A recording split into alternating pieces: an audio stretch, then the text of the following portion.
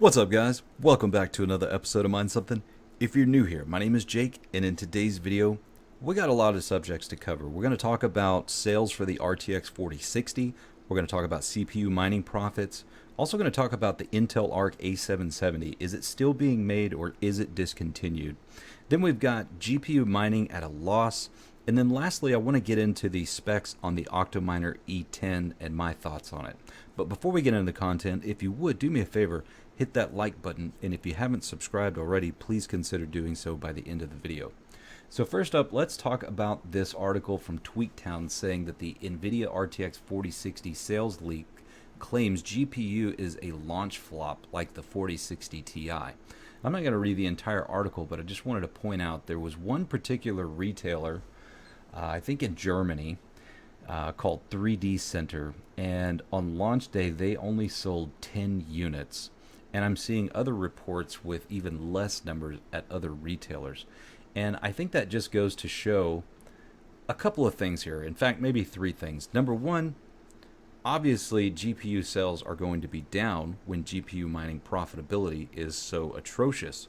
The other thing is the state of the economy. And lastly, and probably the most important thing here, is how terrible of a value NVIDIA's 40 series GPUs have been. I really think that they were expecting to get a lot more sales from this particular series at the prices that they're currently charging. But obviously we know that's not going to be the case because, let's face it, a lot of the GPUs that were being bought were bought specifically for mining. And so here we are, and it's no surprise that the 4060 is turning out to be a flop. However, having said that, I do think that the RTX 4060 is going to be a better value for mining as opposed to the 4060 Ti. However, I still think that, when it comes to buying a GPU specifically for mining, you're probably going to be better off buying a used 30 series GPU right now based on the price of used GPUs at the moment. But, perhaps 4060 is of interest to you.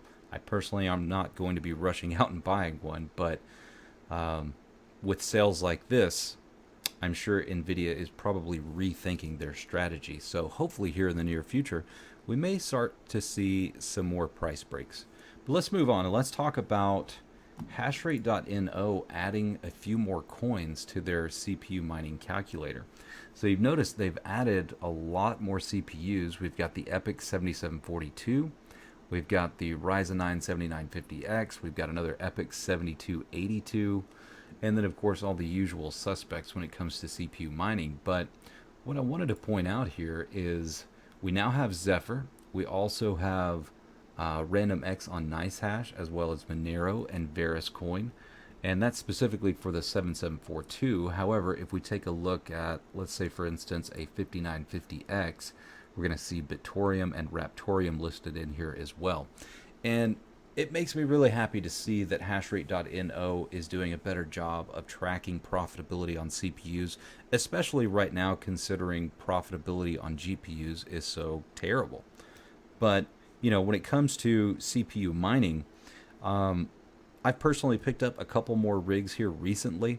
So I've got a 5950X that's in a desktop gaming PC right next to me at the moment, and I am currently mining Zephyr.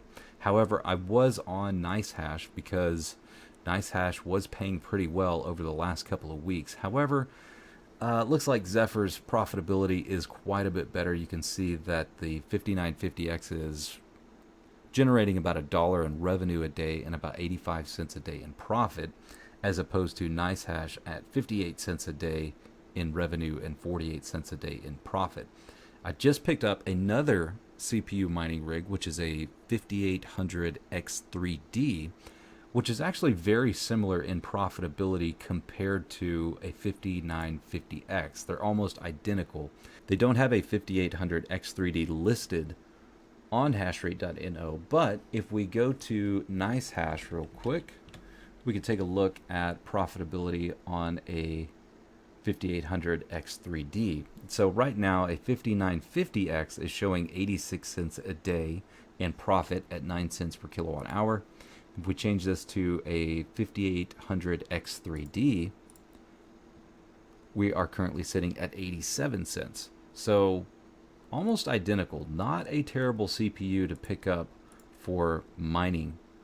In fact, it's just slightly better at this very moment when it comes to NiceHash. So if you can pick that up at a pretty decent price, not only is it a great CPU for mining, but it's actually a really good CPU for gaming, and one that's typically sought after by gamers. So it's going to have a pretty good resale value as well. Now, when it comes to CPU mining and which CPUs you should be picking up, obviously you can get a pretty good idea looking at hashrate.no, but there is a new AMD Ryzen 5 5600X3D that has just recently come out. And I just wanted to kind of highlight some of the specs that I saw on here.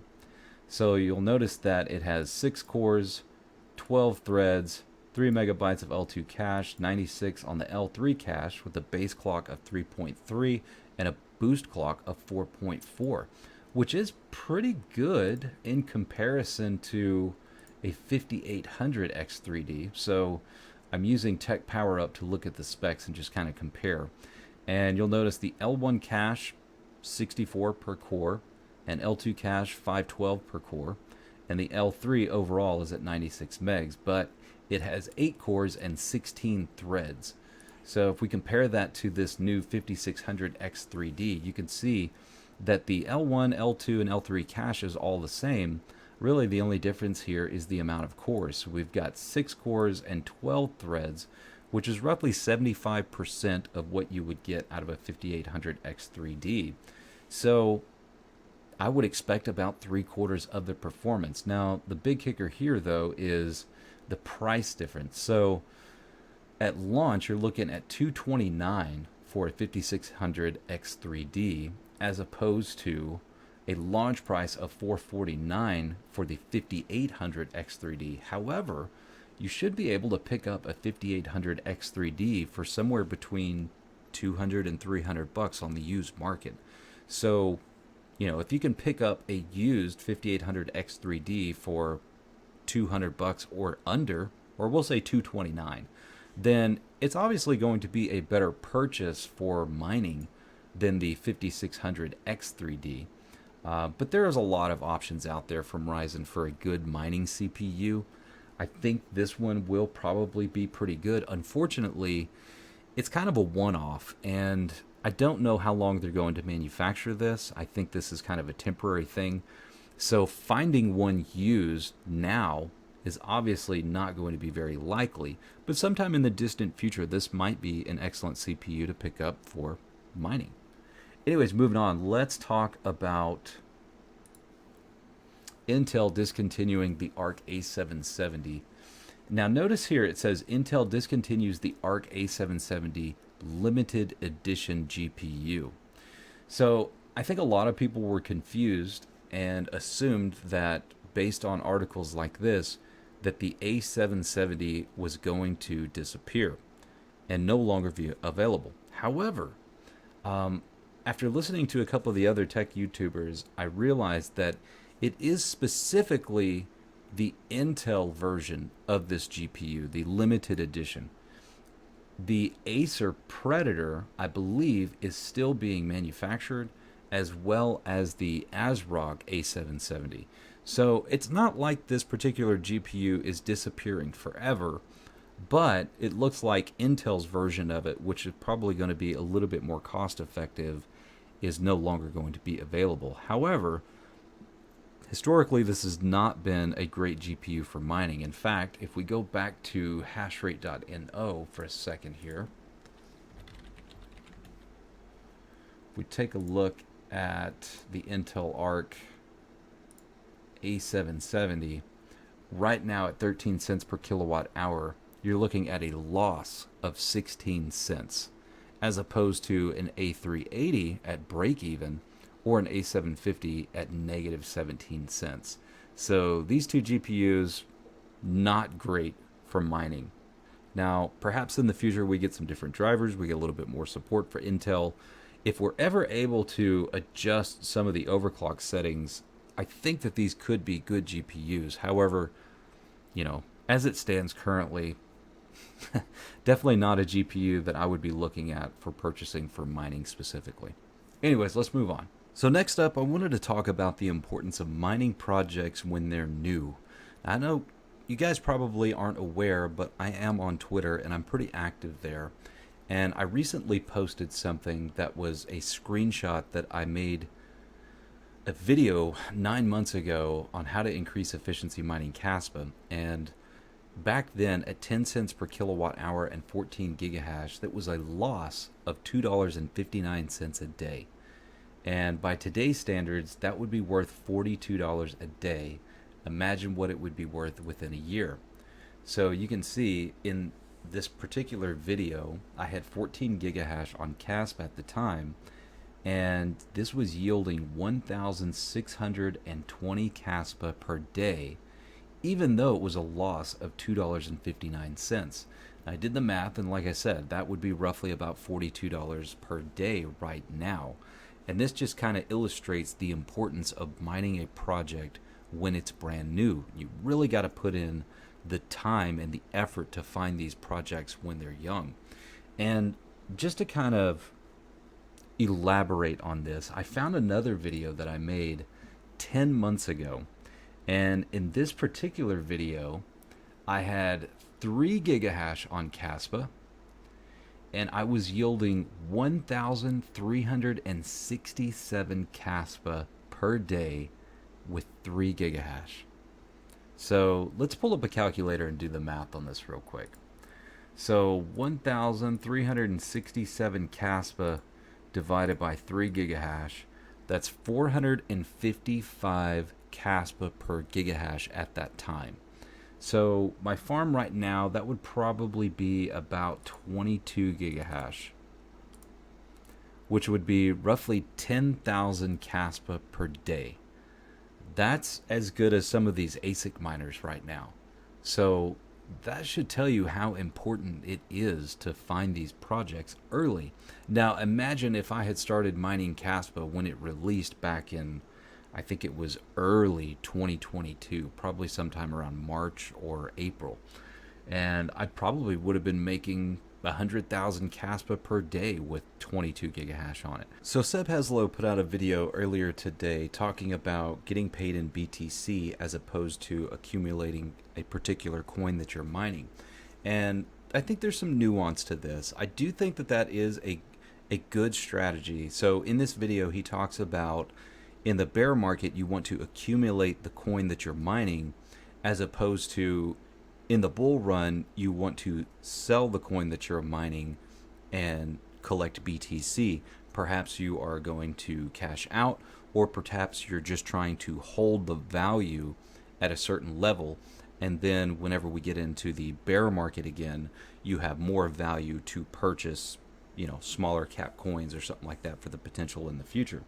But I think there's a lot of nuance to this. You have to be really careful and really kind of dive into whatever particular coin that you're mining, because let's say, for example, a brand new coin comes out towards the top of the bull run and it's somewhat profitable.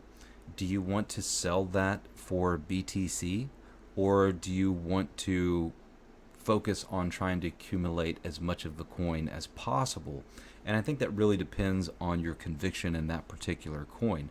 Now, I do think that regardless of how much you're yielding, the value of that particular coin is most likely going to be subject to going down, and perhaps it is better to trade it for BTC or go into a stable coin and then wait until the bottom of the bear market to purchase that coin again.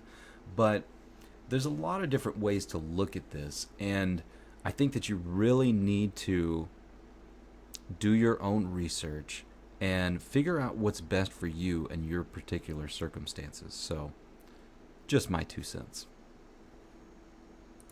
So next, I wanted to talk about the Octominer E10. Earlier today, Red Panda Mining put out an unboxing video of the E10, and he shared some of the specs in there. Now, he does put in a disclaimer and says that Octominer is saying that these specs are subject to change. But I just wanted to talk about the information that we have now and just kind of give my opinion on the matter.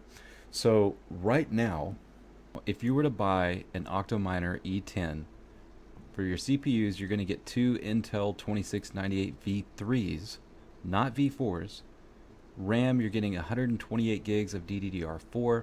Storage, you're going to get a 1 terabyte M.2 SSD. On your power, you're getting three 1800 watt hot swappable server power supplies, six 120 millimeter 6500 RPM fans that are also hot swappable. And keep in mind, this does support 10 GPUs on PCIe X8. So that is one advantage that I'm seeing here as far as how many GPUs. But when you look at the specs of the CPU and also the RAM, it's not as impressive as I would hope it would be, specifically for proof of useful work. And I personally think that at $2,000, and after you pay shipping and taxes, you're probably looking more at like 24 to 2,500 bucks, depending on where you're shipping and what kind of taxes you're looking at, if there are any taxes. I don't see any taxes calculated here, and your payment options are direct bank transfer and cryptocurrency. But I'm super thrifty. I try to shop around and get the best deals that I possibly can. Now, having said that, Octominer has to have margin in their product. Otherwise, there's no point in being in business. And typically in business, you want to shoot for at least a 40% margin. So if this thing costs $2,000, well, 60% of that is probably going to be cost in the actual product. But that means that if you do enough research and you know what you're looking for, you might be able to find something a little bit better. So let me give you an example of some things that I found on eBay. So here we have, let's see, this is the PowerEdge R730. You get two of the 2683 V4 CPUs, 32 cores, and 128 gigs of RAM for 486 bucks with free shipping. We've got the R730 with 2699 V3s with 36 cores and 126 gigs of RAM at 526. But you can see, if you're just thrifty and you know what to look for, there's definitely some things out there. Now, what you really got to make sure that you're paying attention to, for one, is things like bifurcation. But when you're dealing with server grade equipment like this, as long as it's got the correct amount of PCIe lanes, you should be good. And this one was kind of interesting, so let's take a look at some of the specs. So first of all, this is only a 2U rack mountable server board. So if you're going to fit GPUs in it, you really need something that's like a 4U or larger. But as far as risers are concerned, it says you can fit up to 7 PCIe 3.0 slots, and you really want to shoot for 4.0 to kind of future-proof yourself. But as far as the specs are concerned, comparing it to what Octominer is offering, I'm just saying that if you're thrifty enough and you know what you're looking for, you can find a better deal out there. And by the way, this particular place, I've never heard of them before, but they're offering co-location for 130 bucks a month, and you get a 5-year warranty and a free extended warranty on the product, 1 gigabit and 20 gigabit. So there's some things out there that you've got options, I guess, is what I'm saying. So, we don't even have benchmarks yet on proof of useful work, so I don't know if I would rush out and buy anything just yet. But if I was looking at doing something like this for proof of useful work, then, like I said, I'm going to be as cost effective as I possibly can.